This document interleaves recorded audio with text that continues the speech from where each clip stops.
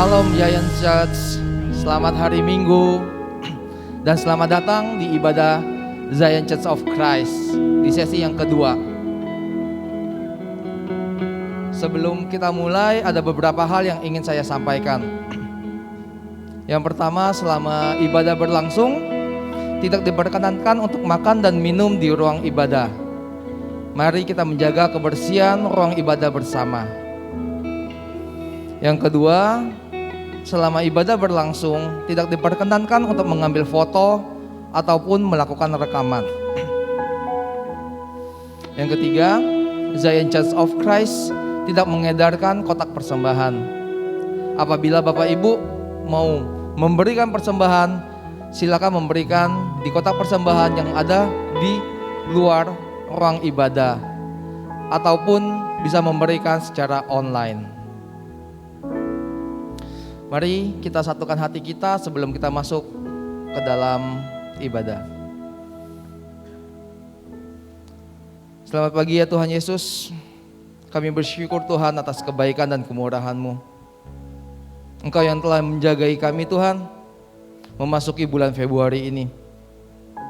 Sertai hadirlah di sini, agar kami semuanya juga bisa merasakan hadirat-Mu. Berkati juga Pastor Romi yang akan menyampaikan firman. Sertai kami semua Tuhan, agar kami senantiasa berada dalam berkat kasih-Mu. Engkau yang menyertai juga acara ini dari awal, pertengahan hingga akhirnya. Dan kami percaya Tuhan, semuanya hanya untuk kemuliaan nama-Mu saja. Kami serahkan Yesus, ibadah ini hanya di dalam nama-Mu yang kudus, nama Yesus Kristus. Haleluya, amin. Saya juga mau mengundang buat Bapak Ibu yang berada di belakang, mungkin bisa maju ke depan supaya bisa mengikuti ibadah dengan lebih baik lagi. Selamat beribadah, Tuhan Yesus memberkati. Good morning, church. Woo! Are you ready to worship God? Woo! Saya undang kita sama-sama bangkit berdiri. Kita percaya apapun yang kita alami di tahun-tahun kemarin, Tuhan Yesus telah berikan begitu banyak alasan untuk kita bersyukur bagi Tuhan. Amin. Woo!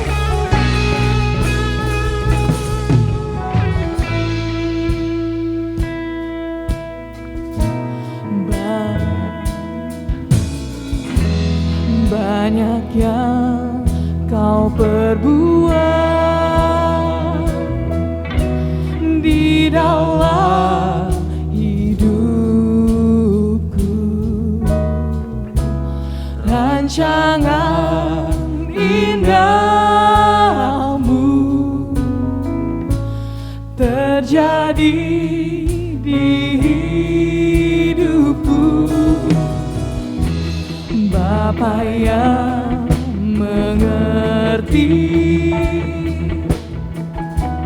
segala yang ku perlu, kasih-Mu sempurna nyata dalam hidupku.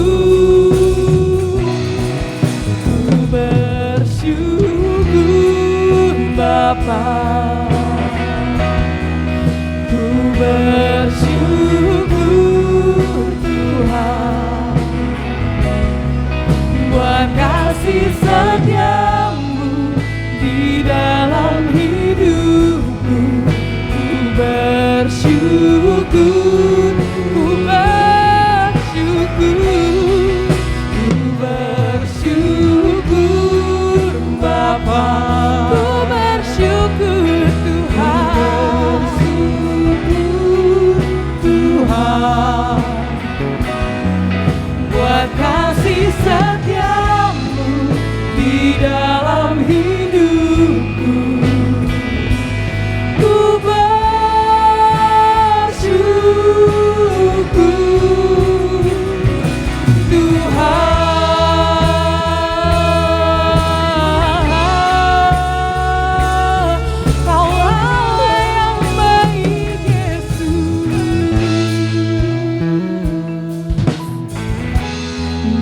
banyak yang kau perbuat di dalam hidupku, di dalam hidupku.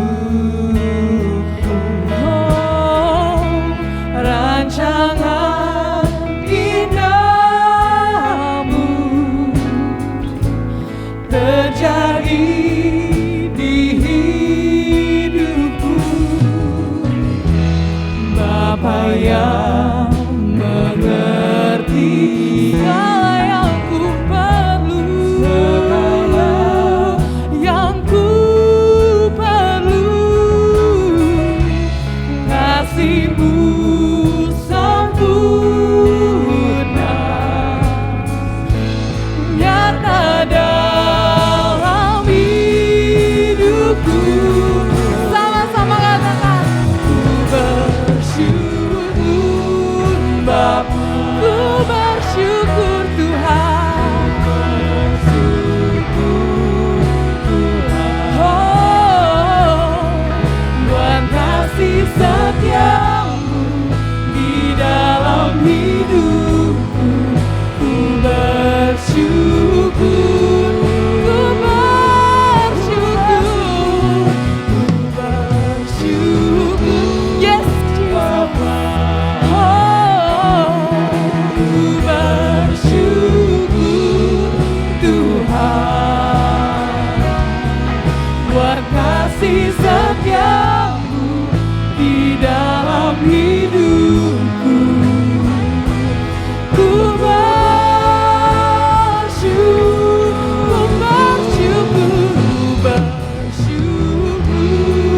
Bapa,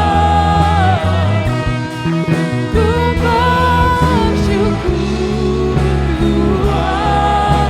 Yes, Jesus. Kasih setiamu di dalam hidupku. Ku bersyukur. Kami mau bawa ucapan syukur kami Tuhan.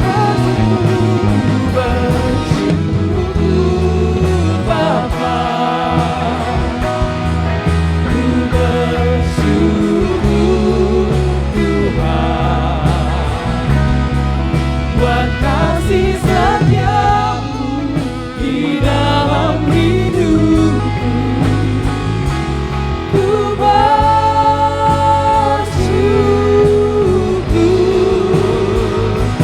Tuhan,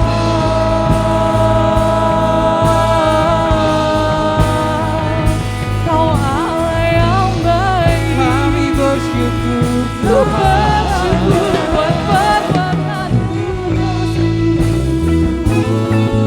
Oh Yesus,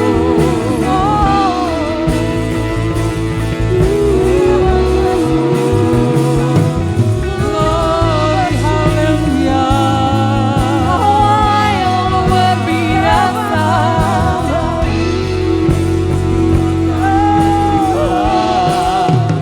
Kami bersyukur. Terima kasih Yesus, terima kasih Tuhan, buat kasih setiamu Yesus. Boleh kita sama-sama ambil waktu ini, kita fokuskan pikiran kita hanya kepada Yesus. Kita mau flashback kepada semua yang kita lakukan di tahun-tahun kemarin. Saya yakin dan percaya ada begitu banyak perkara ajaib yang Tuhan lakukan di dalam hidupmu. Tuhan rindu untuk kita berkata-kata kepada Dia. Tuhan rindu untuk mendengar bahwa kita berterima kasih kepada Tuhan. Terima kasih Yesus buat hidup yang Kau beri. Oh, ayo naikkan suara, naikkan pujian. Allah yang baik, we worship You, oh God. You are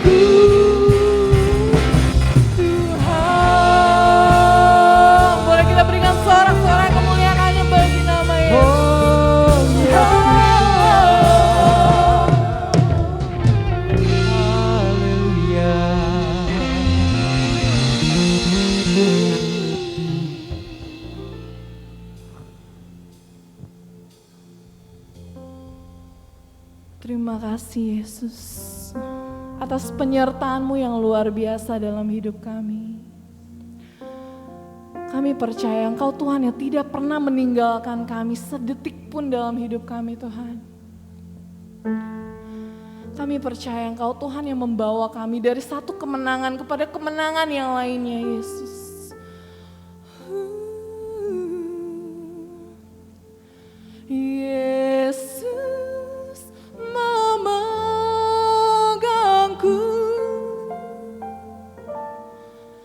dengan tangan kananmu.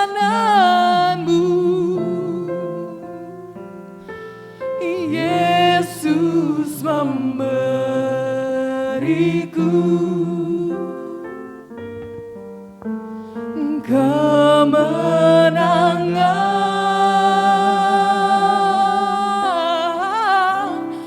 Yesus memegangku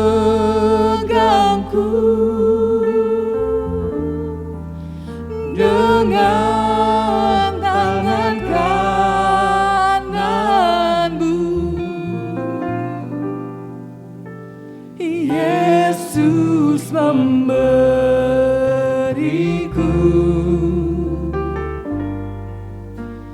kemenangan. Katakan kembali dengan Yesus. Yesus memegangku dengan tangan kananmu. Yesus memberiku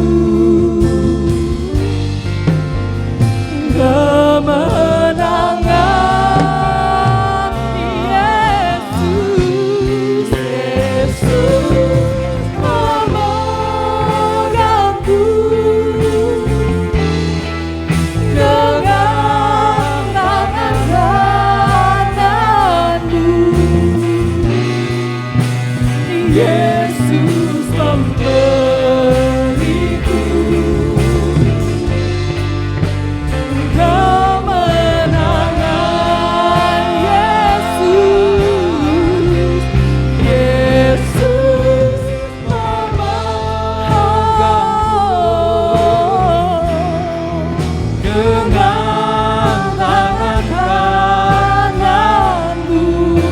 Yesus, Yesus memberiku kemenangan.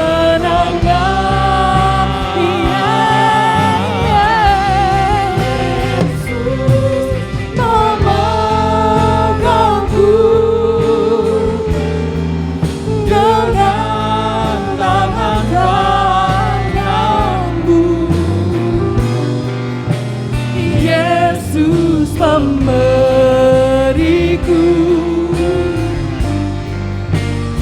kemenangan. Yesus memberiku. Yesus memberiku kemenangan. Yesus memberiku. Yesus memberiku kemenangan.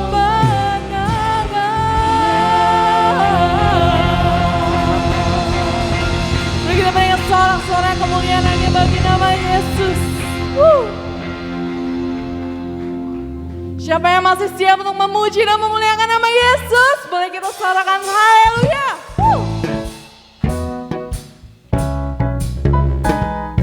Kita mau menari buat Yesus seperti Daud menari.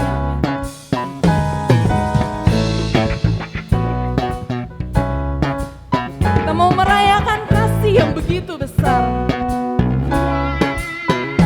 Kasih yang begitu besar, lebih kuat dari dosa. Kasih yang menemukanku, selamatkan dan pulihkan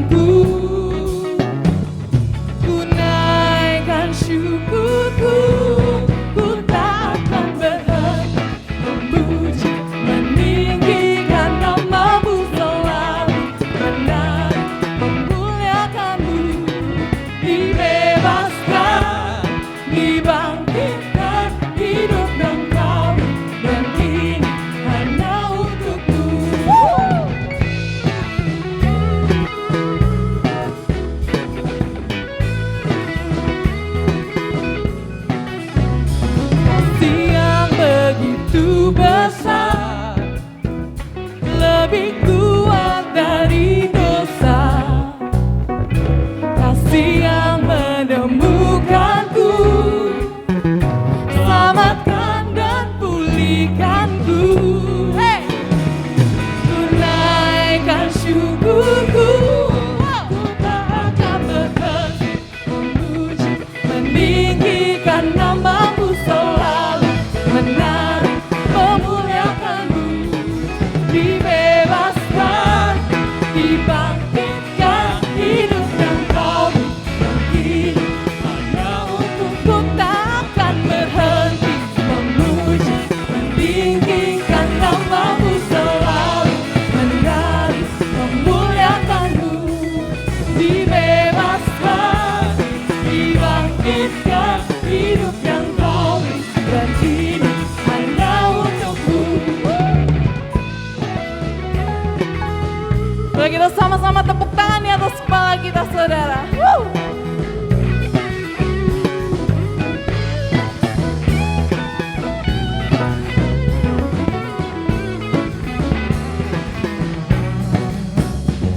Ku naikkan syukurku, ku naikkan syukurku, akan berhenti memuji, meninggikan namamu selalu, menari, memuliakanmu. Dibebaskan, dibangkitkan, hidup yang kau beri. Dan ini hanya untukku,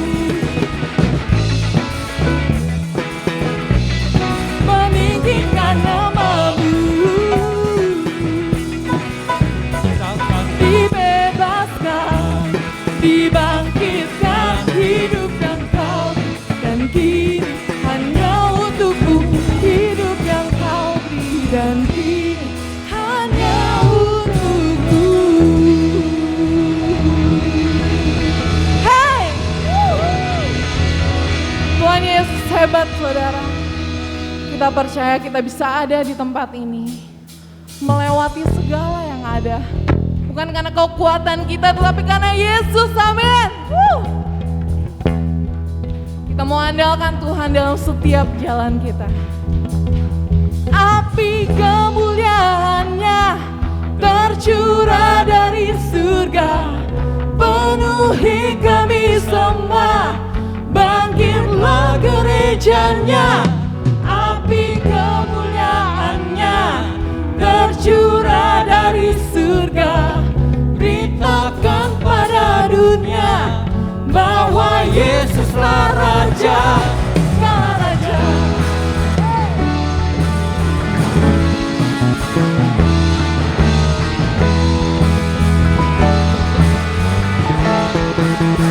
Sama-sama dengarkanlah suara nafiri memanggil semua umatnya dari seluruh penjuru bumi, datang untuk menyembahnya. Dengarkanlah suara nafiri memanggil semua umatnya. Gereja Tuhan bersatu kini mengangkat tinggi paji, siap maju janganlah lengah. Yesus Panglima kita, gerakan semua senjata Allah dalam kuasa Roh Kudus. Api kemuliaannya tercurah dari surga, penuhi kami semua, bangkitlah gerejanya. Api kemuliaannya tercurah dari surga, beritakan pada dunia bahwa Yesuslah Raja. Api kemuliaannya tercurah dari surga, penuhi kami semua, bangkitlah gerejanya. Api kemuliaannya tercurah dari surga, beritakan pada dunia bahwa Yesuslah Raja, segala Raja, segala Raja, segala Raja.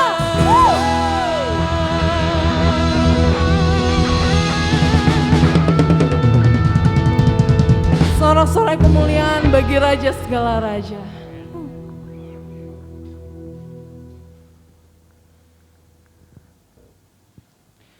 Mulai kita siapkan hati kita untuk mendengarkan firman Tuhan. Saya yakin dan percaya bahwa 2-3 orang berkumpul, maka Tuhan hadir, kemuliaan Tuhan hadir di tempat ini. Memulihkan setiap kita, menyembuhkan setiap yang terluka. Yes Jesus, you are the healing. We worship you God.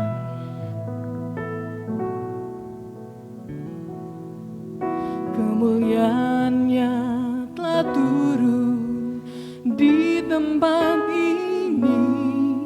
Gereja Tuhan disatukan, genapi firman-Nya. Kemuliaan-Nya dinyatakan atas segala bangsa. Lawatan Tuhan terjadi di sini. Kuasa-Nya dicurahkan, berkat-Nya dilimpahkan, penuaian besar sungguh terjadi. Segala bangsa akan datang menyembah Yesus Tuhan. Kemuliaan Tuhan telah turun.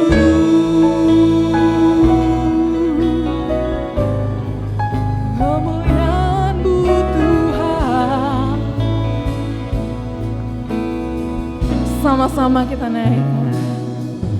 Kemuliaan-Nya telah turun di tempat ini. Gereja Tuhan disatukan, genapi firman-Nya. Kemuliaan-Nya dinyatakan atas segala bangsa. Lawatan Tuhan terjadi di sini. Kuasa-Nya dicurahkan, berkat-Nya dilimpahkan, penuaian besar sungguh terjadi. Segala bangsa akan datang menyembah Yesus Tuhan. Kemuliaan Tuhan telah turun. Kuasa-Nya dicurahkan, berkat-Nya dilimpahkan, penuaian besar sungguh terjadi. Segala bangsa akan datang menyembah Yesus Tuhan.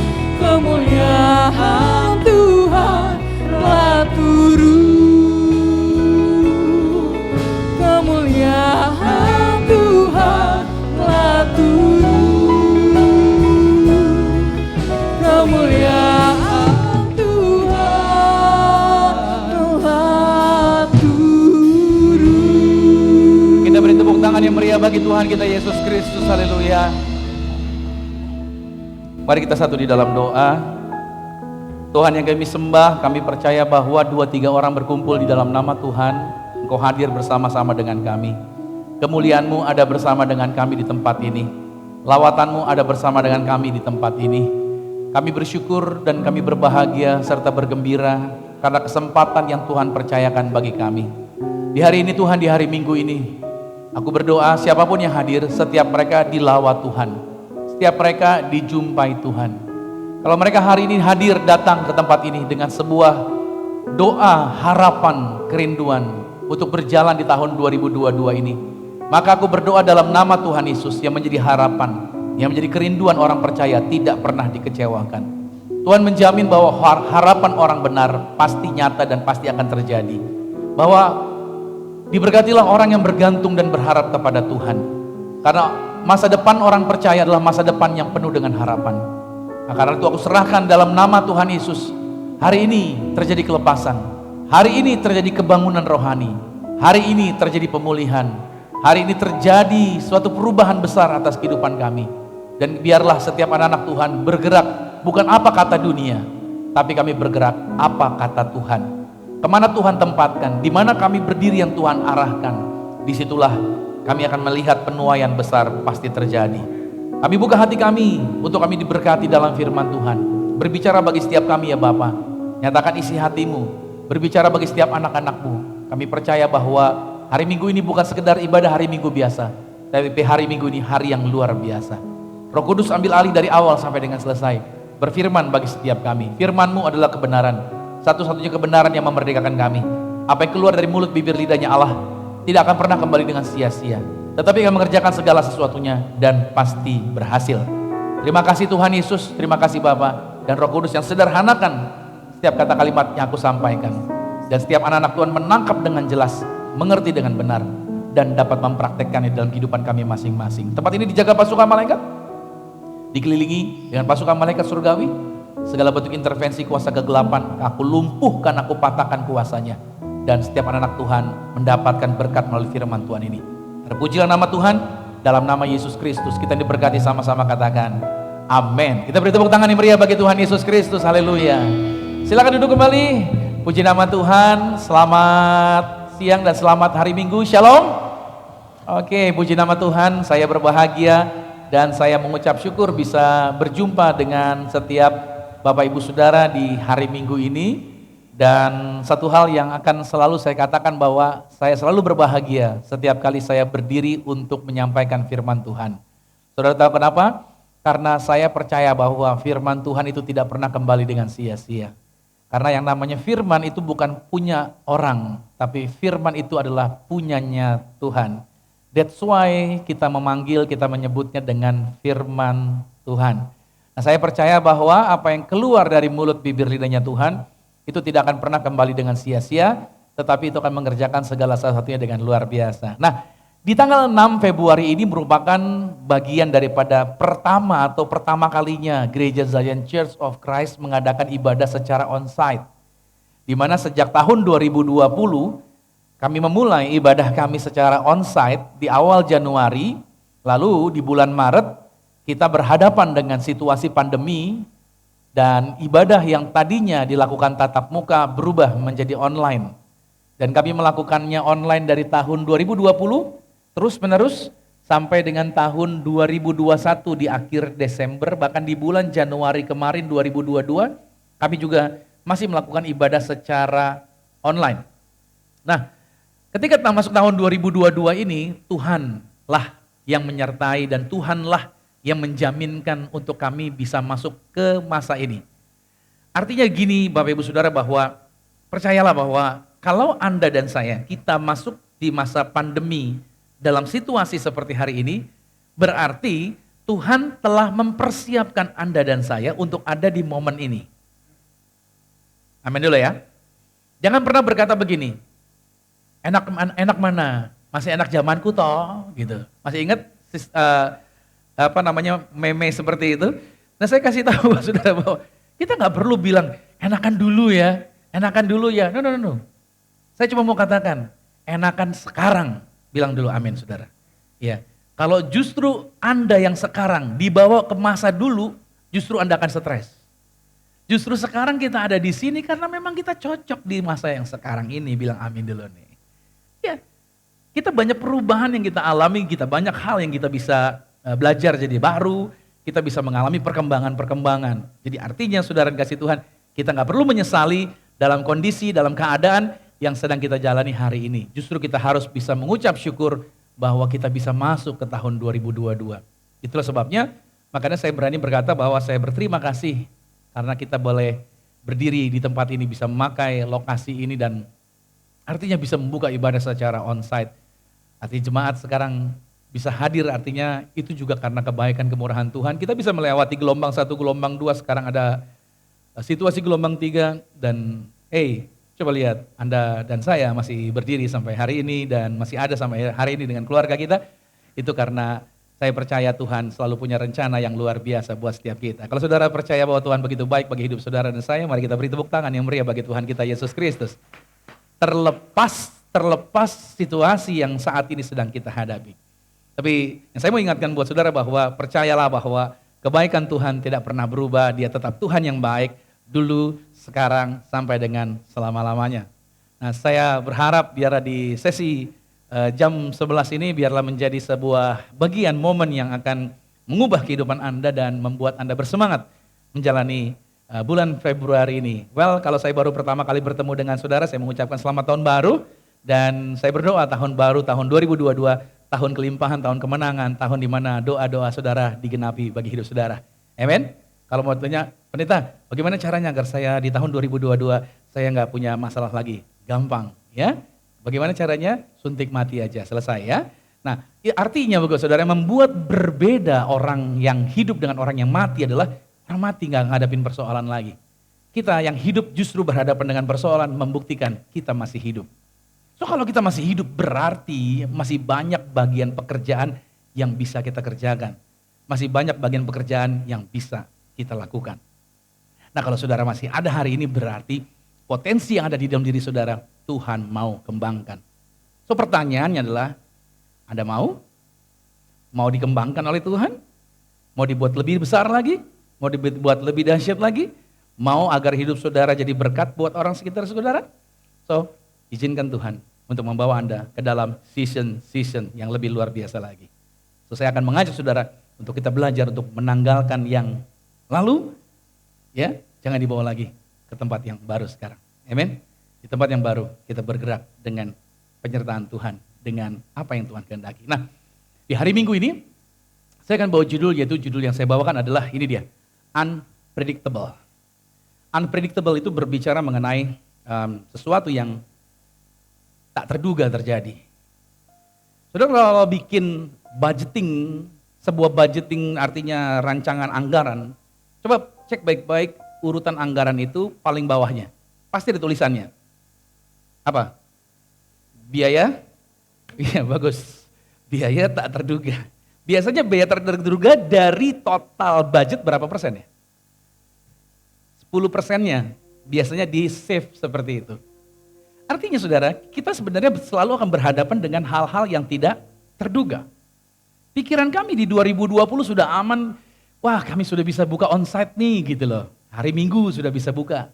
Berjalan gak nyampe seumur jagung ya, baru 2,5 bulan deh, belum habis 3 bulan. Tahu berhadapan dengan pandemi, situasinya harus berubah jadi online. Dan kami harus bergerak dari rumah ibadahnya. Masing-masing teman-teman rekaman di rumah mereka masing-masing. Bukan sesuatu yang mudah. Tapi sesuatu yang unpredictable tersebut ternyata hal yang biasa. Tetapi malahan dengan unpredictable seperti itu, malahan membuat kita mendapatkan satu pengalaman baru dan perubahan kemajuan. Contoh soal, ya kan?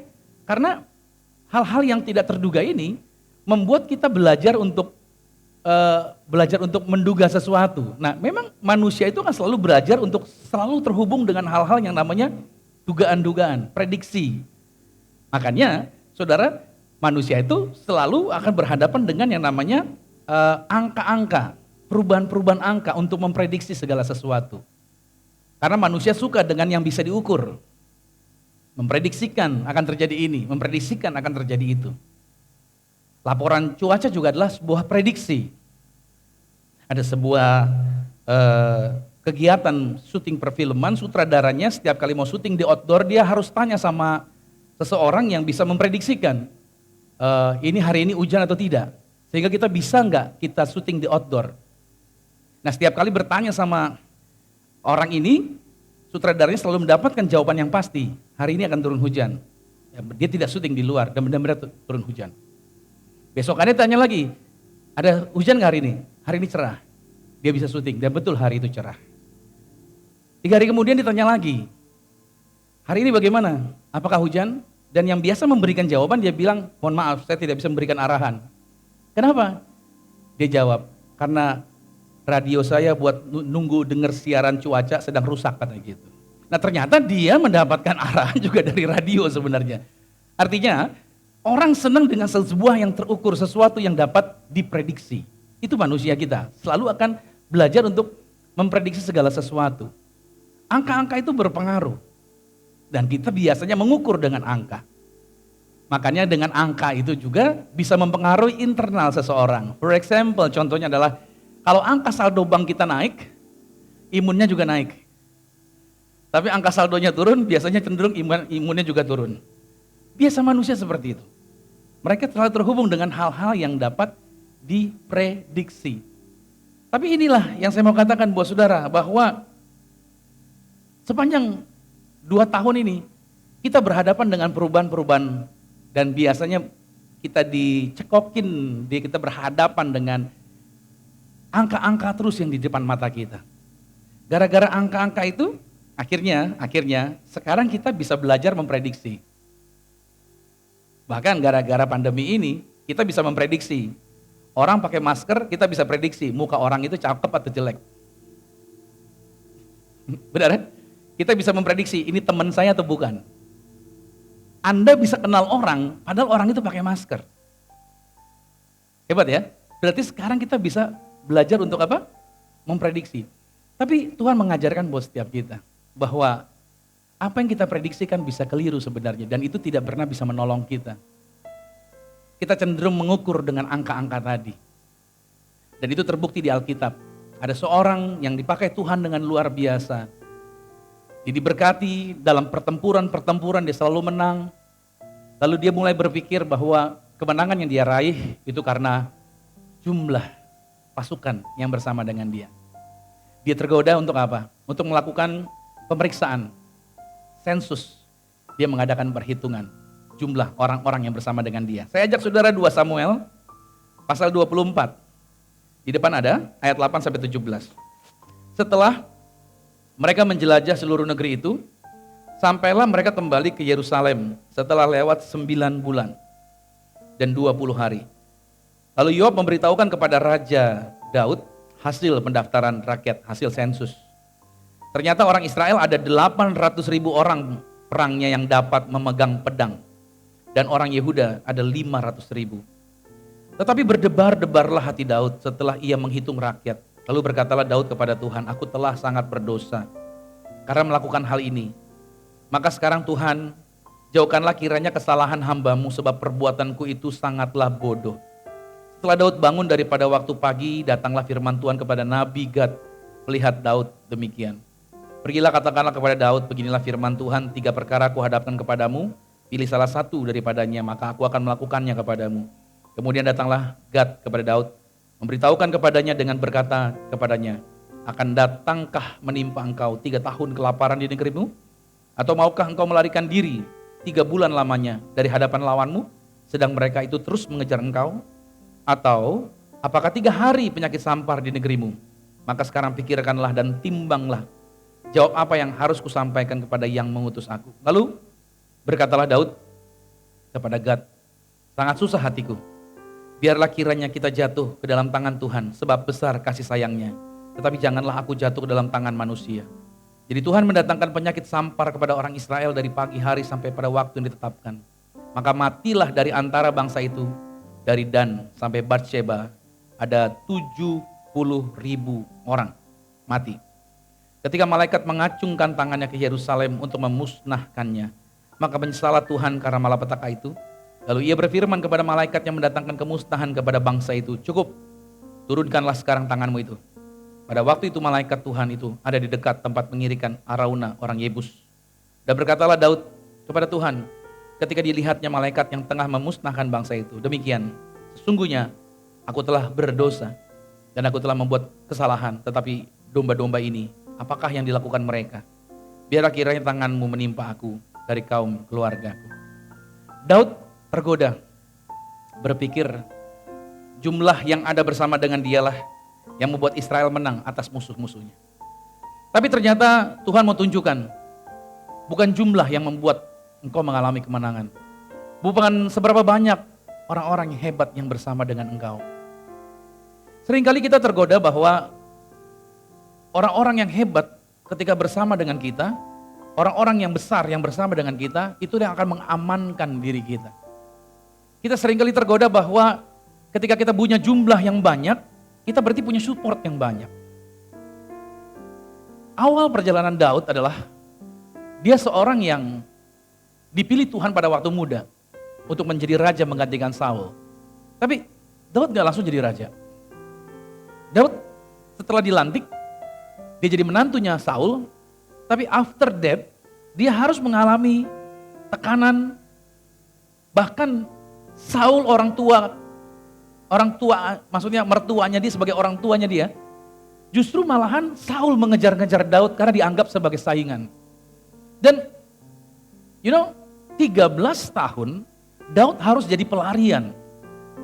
Dan nama Daud itu digembosin oleh Saul sebagai orang yang gagal. Sebagai orang yang tidak perlu diikutin. Karena ada suara yang membuat Saul ketakutan. Daud mengalahkan berlaksa-laksa, sedangkan Saul mengalahkan beribu-ribu. Saya keluar sedikit ya.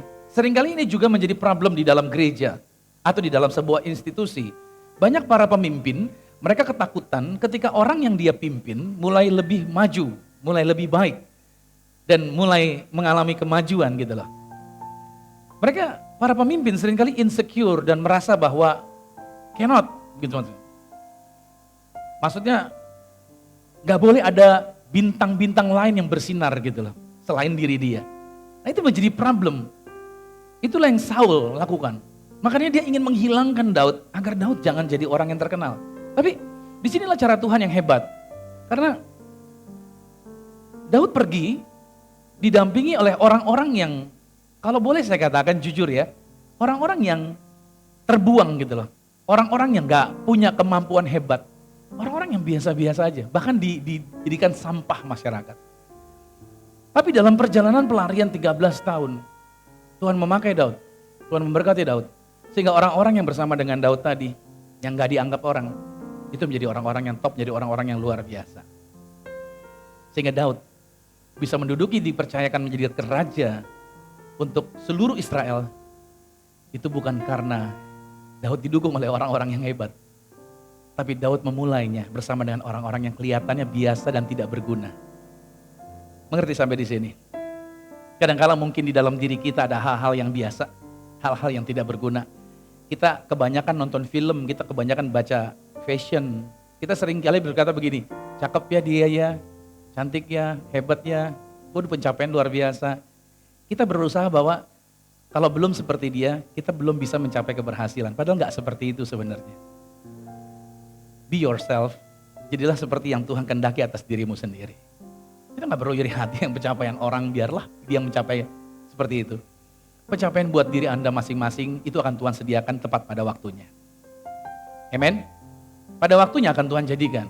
Dan Daud sebenarnya dipertunjukkan sama Tuhan. Yang buat kamu besar itu aku, Daud. Bukan karena berapa besar orang-orang yang bersama dengan kamu, bukan berapa banyak jumlahnya. Makanya ketika Daud mengadakan sensus seperti itu, Daud kena batunya. Kadang-kala orang yang rohani ternyata bisa salah juga ya, betul gak sih? So, kalau saudara bilang, Pak Pendeta, saya melakukan yang salah, it's okay, Daud yang hebat aja bisa salah kok. Ya kan? Jadi gak apa-apa, kita bisa salah. Tapi yang jadi kesalahan adalah, udah salah gak mau ngaku gitu loh. Udah salah gak mau taubat gitu loh. Udah salah bangga lagi cerita kemana-mana, itu bahaya saudara. Udah salah, ya wes, you salah jalan nih, di sini salah jalan, berhenti. Kenapa? Ya pindah jalur, balik ke jalur yang benar. Udah itu aja. Jangan malah kemana-mana bangga, weh, gue salah loh, gitu. Gue hebat ya dalam kesalahannya. Itu bodoh saudara. Kenapa engkau mempermalukan dirimu sendiri? Saya suka dengan Daud. Daud bukan orang yang benar terus-menerus, tapi ketika dia salah, dia perbaiki jalurnya. Dia kembali. Nah makanya saudara kasih Tuhan, ini saya mau katakan bahwa ketika engkau punya kekurangan apapun yang ada pada dirimu, jangan ukur itu atas dirimu. Ukurlah dengan ukurannya Tuhan. Bagi Tuhan, hal yang kecil bisa Tuhan buat besar. Batu yang kecil itu bisa melumpuhkan seorang Goliat raksasa yang hampir 3 meter, betul? Dengan batu yang kecil, pedang yang besar, lembing tombak yang beratnya itu ada 14 kilo, perisai yang besar. Tapi cuma dengan batu yang kecil, Goliat bisa dikalahkan. Anda bisa lihat di sini, sesederhana apapun yang ada padamu, kalau engkau percaya, Tuhan bisa buat engkau menjadi hebat. Amin. Saudara percaya saudara bisa jadi hebat di dalam Tuhan? Itu yang Tuhan mau kerjakan. Makanya pada saat Gideon berhadapan dengan bangsa Midian yang jumlahnya 150.000, Gideon cuma 32.000. Tuhan bilang begini, kebanyakan jumlah kamu, orang kamu kurangin, suruh yang takut suruh pulang. Setelah disampaikan, yang pulang 22.000 orang. Sisa berapa? Sisa 10.000. Dari 32.000, Tuhan bilang masih terlalu banyak, kurangin lagi.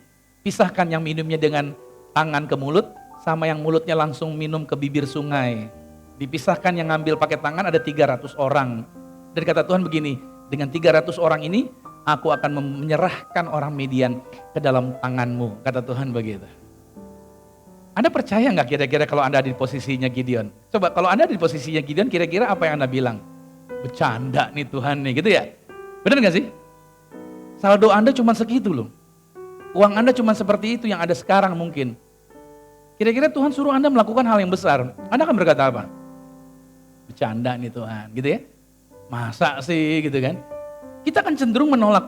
Kita akan cenderung berkata nggak mungkin. Tapi inilah ajaibnya Tuhan kita. Apa yang mustahil bagi manusia, tidak ada perkara yang mustahil bagi Tuhan. Apa yang kata manusia nggak mungkin, bagi Tuhan jadi luar biasa. Sekarang yang saya mau ajak adalah apa? Apa yang engkau mau percayai itu yang akan terjadi bagi hidupmu. Ketika engkau percaya sesuatu yang negatif, maaf, bukan Tuhan bikin yang negatif terjadi, tetapi kita yang telah membuat itu terjadi bagi hidup kita. Kita sering mengucapkan hal-hal yang tidak tepat.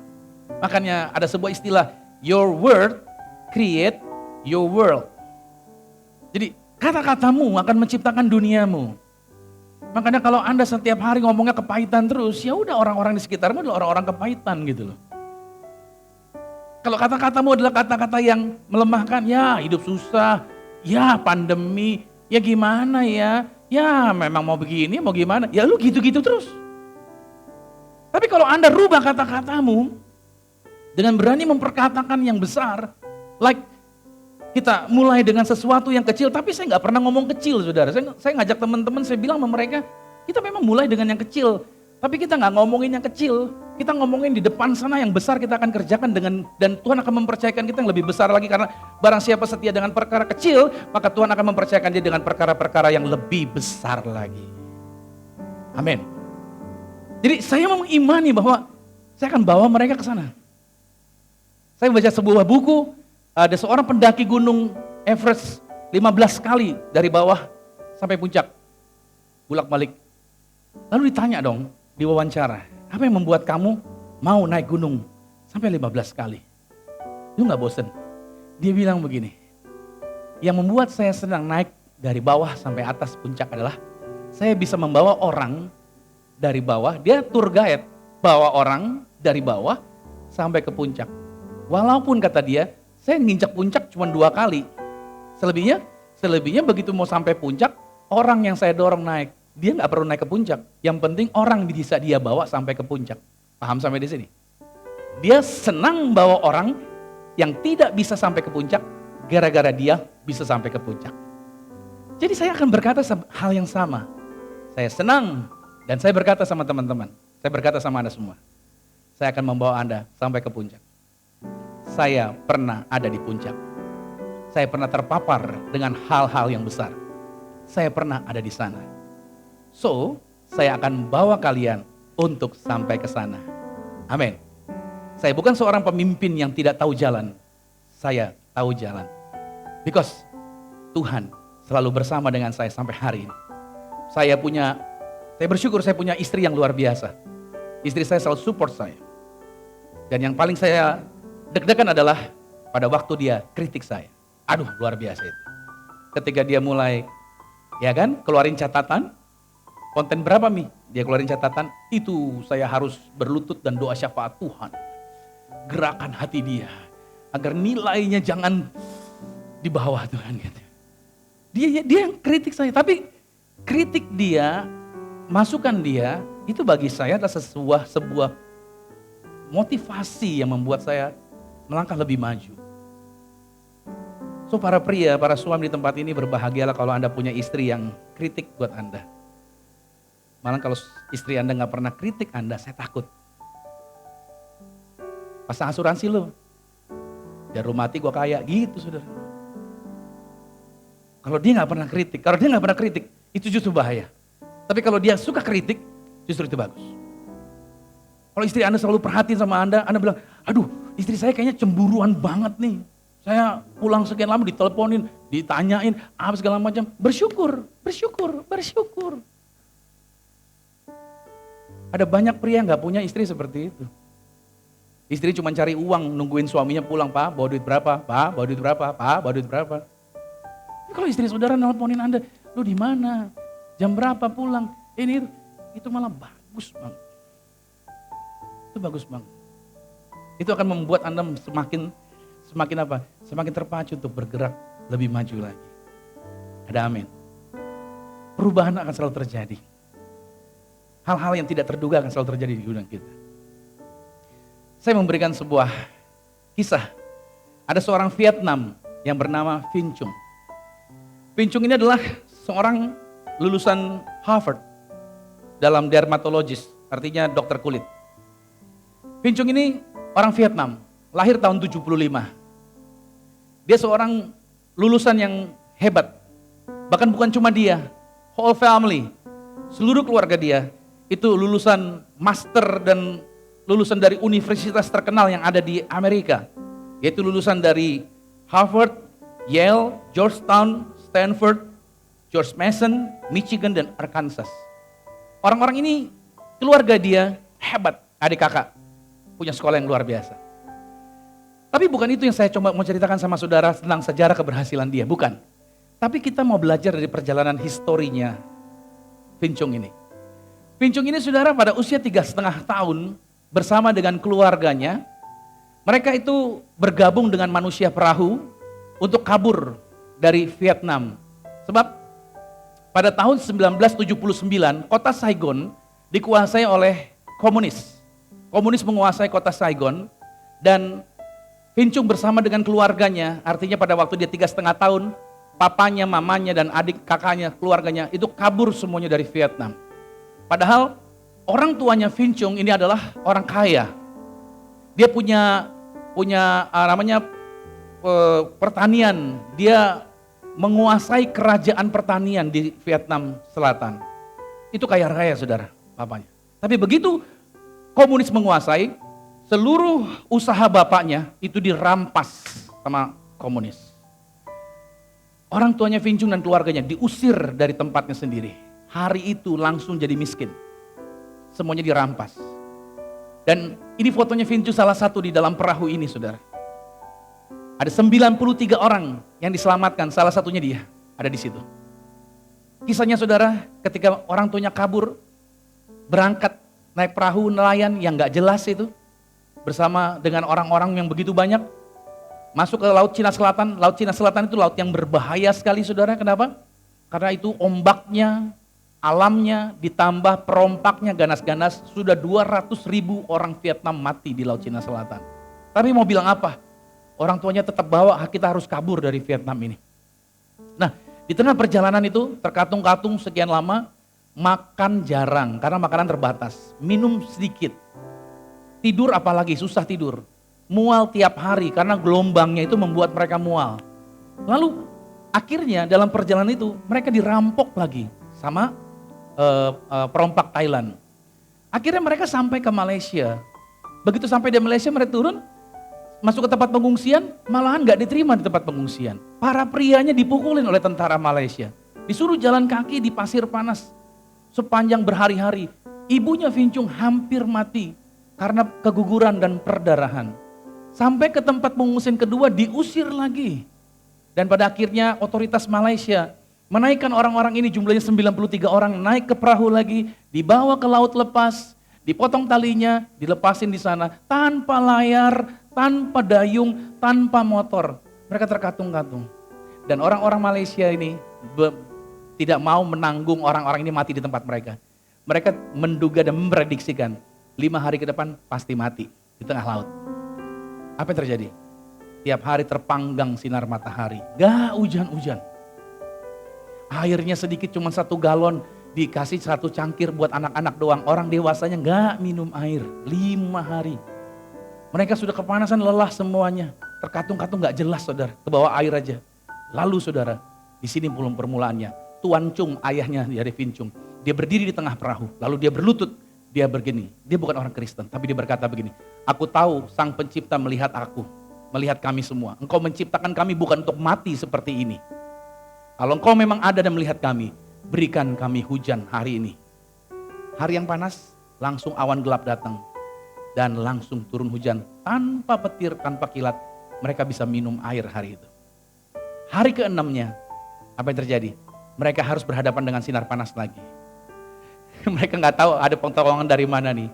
Tapi di sini cara Tuhan bekerja. Ada seorang bernama Stan Moynihan. Orang ini orang Amerika, saudara. Dia ini digerakkan Tuhan. Kerinduannya adalah untuk apa? Untuk menolong orang-orang yang hilang di Laut Cina Selatan. Manusia-manusia perahu tadi. Dia menyewa sebuah kapal perang dari Perang Dunia Kedua. Kapalnya besar, diisi dengan solar, diesel, terus makanan, minuman, obat-obatan.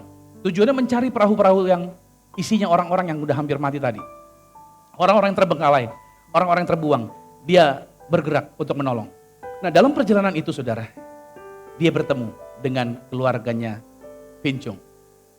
Ayahnya Vin Chung kaget, ketemu kapal perang, nolong mereka. Semua dinaikin, 93 orang. Pakaian cuma ada yang di pakaian, kulit ketemu panas, luar biasa, sakit. Hari itu mereka semua diangkat, dinaikkan ke kapal, diobatin. Perjalanan 4 hari menuju Singapura, mereka makan, minum, istirahat, diobatin. Dan ada kegiatan ibadah di kapal itu. Lalu ayahnya Vin Chung bergerak masuk ikut ibadah seperti begini. Dan dia bertanya kepada Stan Moynihan, kenapa kamu mau tolong kami di saat semua orang di seluruh dunia membuang kami? Jawaban Stan Moynihan adalah apa? Stan Moynihan, dia bilang, because Jesus, kata dia gitu. Ini karena Yesus suruh kami. Dia punya namanya kegiatan operasi sapu laut namanya. Jadi dia menyapu lautan, mana orang-orang yang terbuang, terhilang tadi, dia tolongin. Dari situ Mr. Chung berkata apa? Hari ini saya sadar, pencipta itu punya nama. Pencipta itu kelihatan. Pencipta itu memperhatikan kehidupan saya. Kami dilihatin terus hidup saya.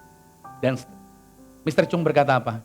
Hari ini saya tahu, seluruh masa lalu saya yang sudah hancur, seluruh kehidupan saya yang sudah luluh lantak, semuanya sudah dibuang dan ditenggelamkan di Laut Cina Selatan. Dan Stan Moynihan bilang apa?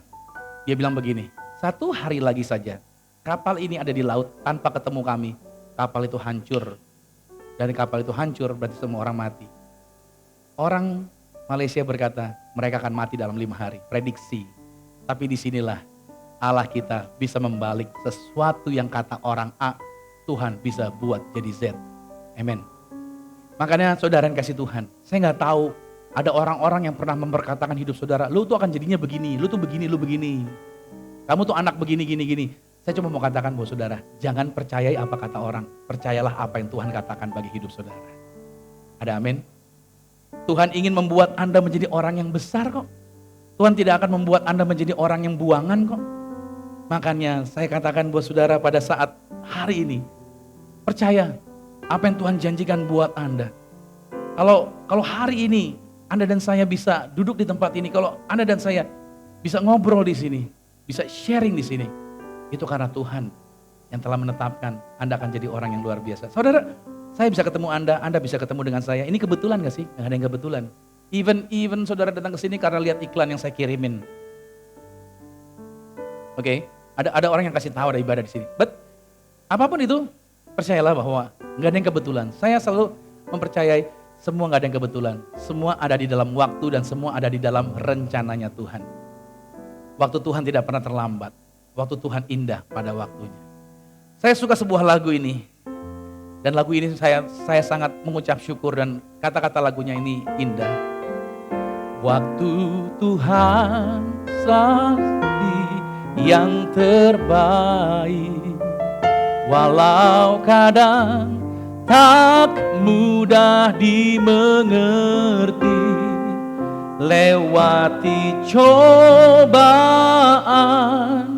ku tetap percaya waktu Tuhan pasti yang terbaik.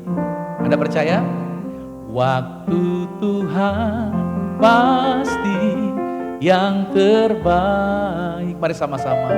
Walau kadang tak mudah dimengerti, lewati cobaan, ku tetap percaya waktu Tuhan pasti yang terbaik. Yuk kita bangkit berdiri sama-sama, katakan waktu Tuhan pasti yang terbaik.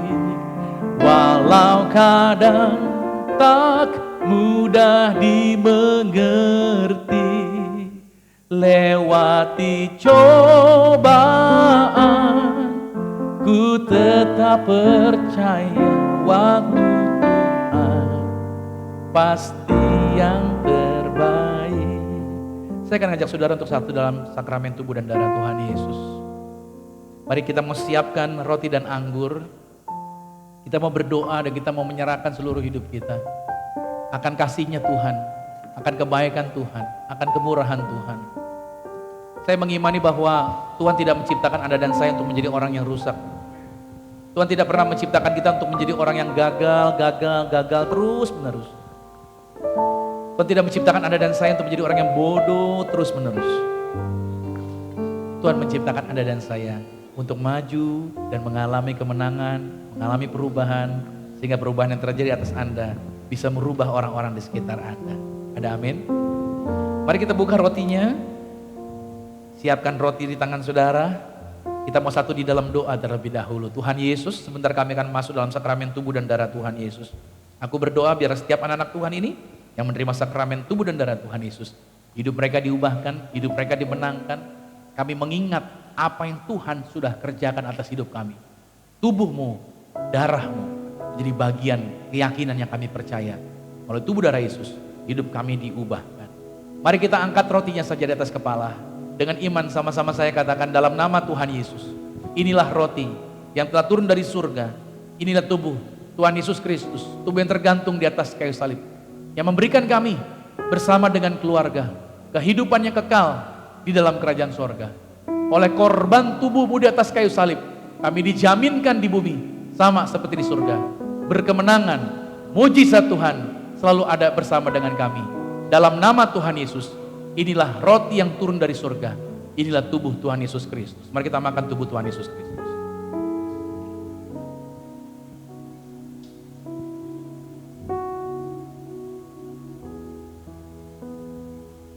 Mari kita angkat anggur ini. Dengan iman kita memperkatakan apa yang Tuhan janjikan buat kita. Sama-sama dengan saya katakan dalam nama Tuhan Yesus. Inilah darah Yesus Kristus. Darah yang tercurah, darah yang tertumpah di atas kayu salib sebagai perjanjian yang baru dan yang kekal.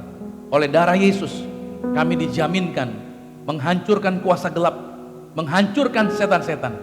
Kami imani yang kami pegang, yang kami kerjakan dibuat Tuhan pasti berhasil. Dalam nama Tuhan Yesus, inilah darah Yesus Kristus. Mari kita minum darah Yesus.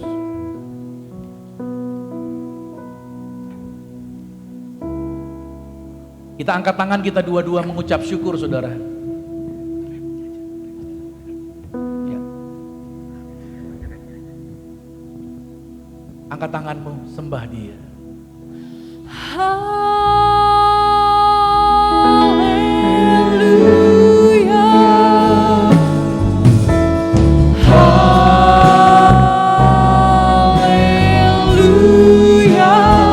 Terima kasih Tuhan.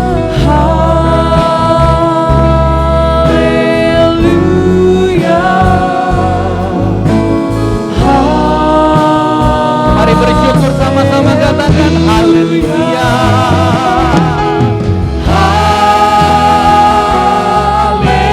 Haleluya. Berterima kasih kepada Tuhan. Ingat apa yang Yesus telah kerjakan bagi hidup Anda. Ingat apa yang Yesus telah janjikan bagi hidup. Sembah Dia. Naikkan syukurmu di hadapan Tuhan.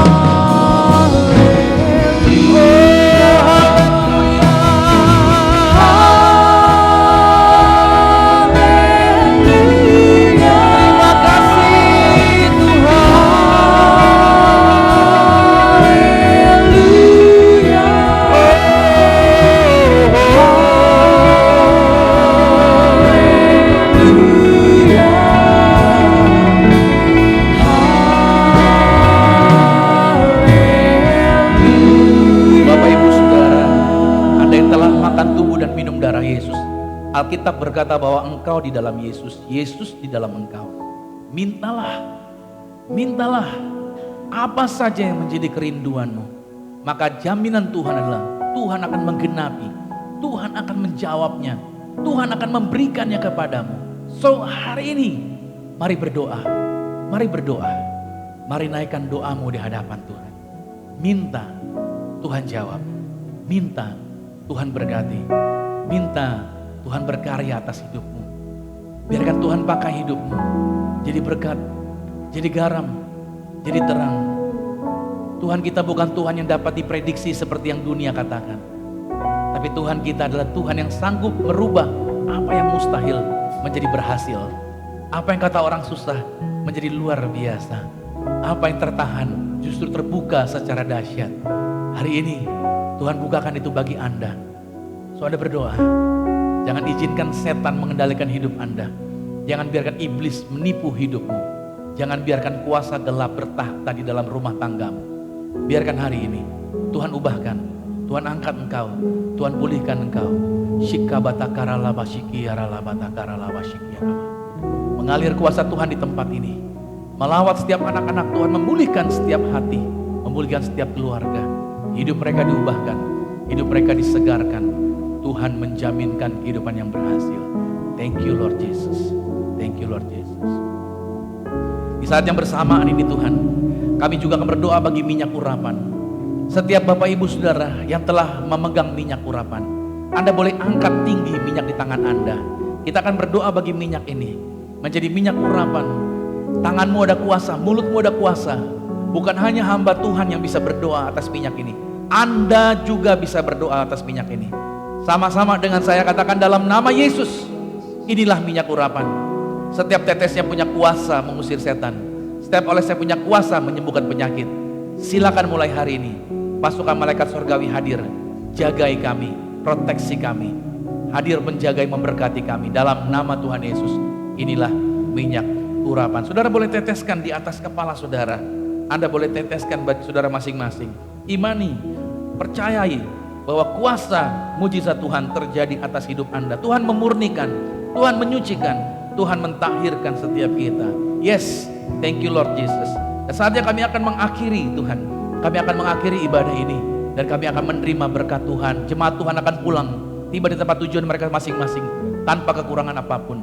Tuhan yang mendatangkan mereka ke sini. Tuhan yang menyertai mereka sampai di rumah, tanpa kekurangan apapun. Kuasamu, pertolonganmu, berkatmu ada bersama dengan kami. Aku mengucap syukur Tuhan, berterima kasih buat tim yang sudah melayani, para volunteer yang telah melayani hari ini, baik tim praise and worship yang ada di panggung ini, baik juga tim sound system, seluruh pelayan Tuhan yang sudah melayani hari ini. Kami berterima kasih atas apa yang telah mereka korbankan, atas apa yang mereka telah lakukan. Tuhan berkati setiap mereka. Dan kami serahkan kehidupan mereka besok hari Senin, aktivitas mereka diberkati berhasil. Sepanjang bulan Februari, bulan yang diberkati Tuhan. Apa yang mereka rindukan dibuat berhasil. Kekasih Kristus, aminkan berkat ini. Diberkatilah engkau di dalam usahamu, diberkatilah engkau di dalam pekerjaanmu, diberkatilah engkau di dalam studi sekolah kuliahmu, diberkatilah engkau di dalam pelayananmu. Apapun yang kau pegang kerjakan di dalam kekudusan, ingatlah perkara ini. Tuhan Yesus Kristus pasti buat kau berhasil. Diangkat Tuhan kau naik ke atas bukan turun, jadi kepala bukan ekor. Aku berdoa sepanjang minggu bulan bakat tahun ini merupakan minggu bulan tahun yang penuh berkat, dan Tuhan melimpahkan berkatnya atas hidupmu. Diberkati bersama keluargamu mulai hari ini sampai Tuhan datang menjemput Anda dan saya. Dan kita akan bersama-sama dengan Tuhan Yesus di surga sampai selama-lamanya. Yang percaya sama-sama dengan saya katakan amin. Selamat hari Minggu, sampai jumpa minggu depan, dan Tuhan Yesus Kristus berkati. Amin.